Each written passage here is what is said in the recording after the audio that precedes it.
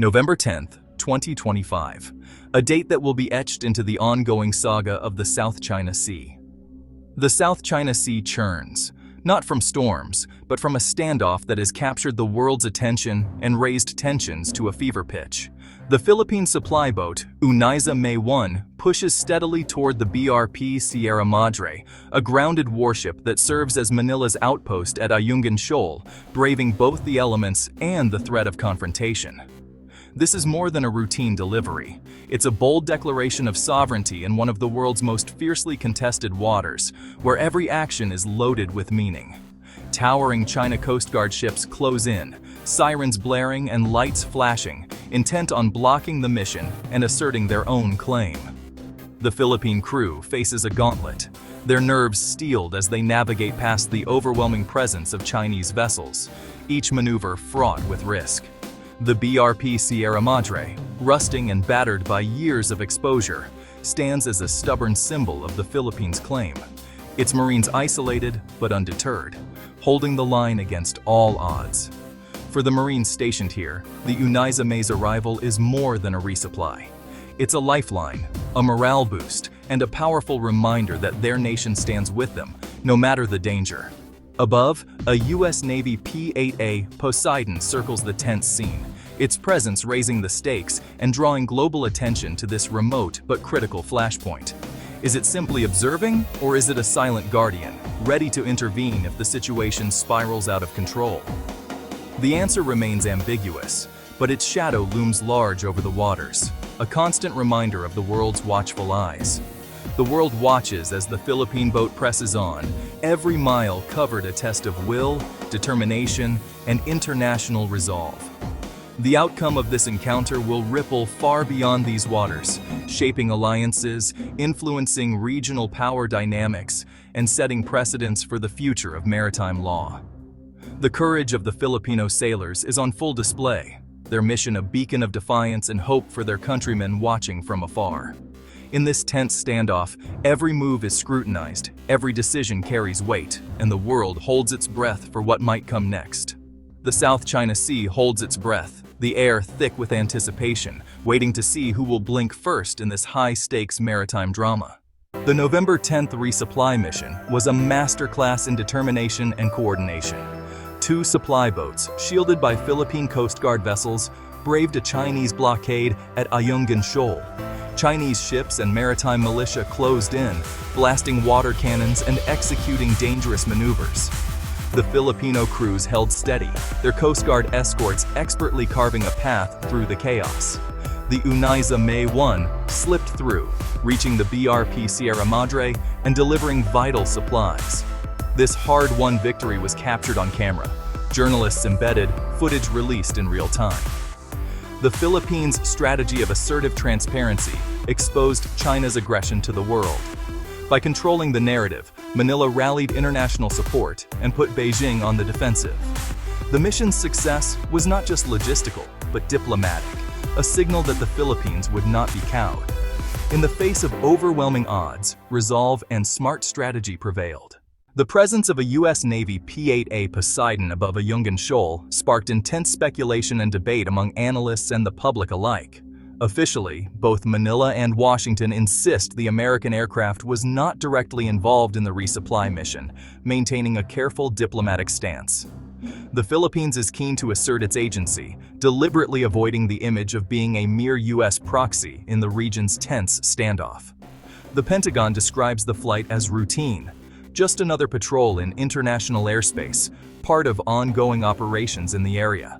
Yet, to keen observers, the timing and precise location of the flight were no coincidence, raising questions about its true intent. The Poseidon's advanced sensors monitored every move below, acting as a silent but powerful deterrent to any potential escalation. Its presence sent a clear signal to China: your actions are being watched, and any misstep will not go unnoticed by the international community. This strategic ambiguity benefits both allies, providing security and reassurance for Manila, while giving Washington flexibility in its response. The U.S. supports the Philippines without direct confrontation, upholding freedom of navigation and reinforcing its commitment to regional stability. The message to Beijing is unmistakable. The world's eyes are on Ayungin Shoal, and every move is under scrutiny. The US-Philippines Mutual Defense Treaty looms in the background, a silent but powerful force shaping every decision and action. In this high-stakes game of power and influence, surveillance is as potent as firepower, shaping outcomes without a single shot fired.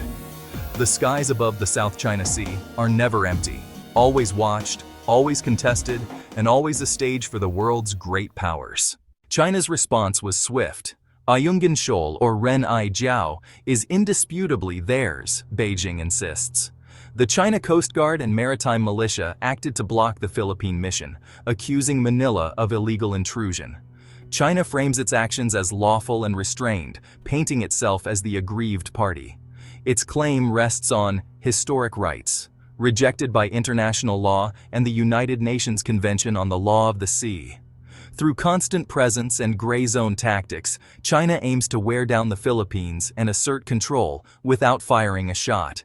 Manila stands firm. Ayungin Shoal is within its exclusive economic zone, backed by UNCLOS. President Marcos Jr. has taken a bold stance, vowing to continue resupply missions despite Chinese pressure. The Philippines asserts its right to manage resources and maintain a presence at the BRP Sierra Madre.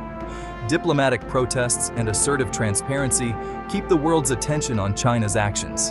The government is modernizing its military and strengthening alliances, especially with the US. The message is clear: the Philippines will not yield an inch of its territory. Each successful mission is a statement of national resolve.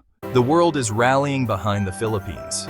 The US reaffirmed its Mutual Defense Treaty, warning that attacks on Philippine forces could trigger American intervention. Australia, Japan, Canada, the UK, and the EU have all condemned China's actions and backed Manila's rights under international law. Japan has supplied new patrol vessels. Australia conducts joint naval exercises. These partnerships boost the Philippines' capabilities and send a message of unity. International support isn't just talk, it's ships, training, and real investment in regional security. The global response isolates China diplomatically and reinforces the rules-based order. By standing with Manila, the world defends the principle that law, not force, should decide disputes. The stakes are bigger than Ayungin Shoal. They're about the future of the global system. The Philippines is not alone. The 2016 arbitral ruling is the legal bedrock of the Philippines case. The tribunal invalidated China's 9-line and historic rights, declaring Ayungin Shoal within the Philippine EEZ. It condemned China's interference and environmental damage, finding Beijing in violation of UNCLOS. China rejected the ruling, refusing to participate and calling it void. Yet, the decision is final and binding, cited by Manila and its allies as the foundation for their stance. The ruling shapes diplomatic and legal strategies, even if enforcement remains elusive. For the Philippines, it's a shield against coercion. The world's support for the ruling keeps pressure on China. US-Philippine ties have never been stronger. Days after the resupply mission, joint air and maritime patrols began. Philippine fighter jets and a US B-52 bomber flying together over contested waters. These patrols boost military coordination and send a clear deterrent signal to potential aggressors.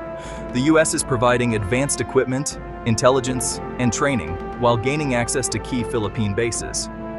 Regular joint patrols are now the norm, upholding freedom of navigation and reinforcing the alliance.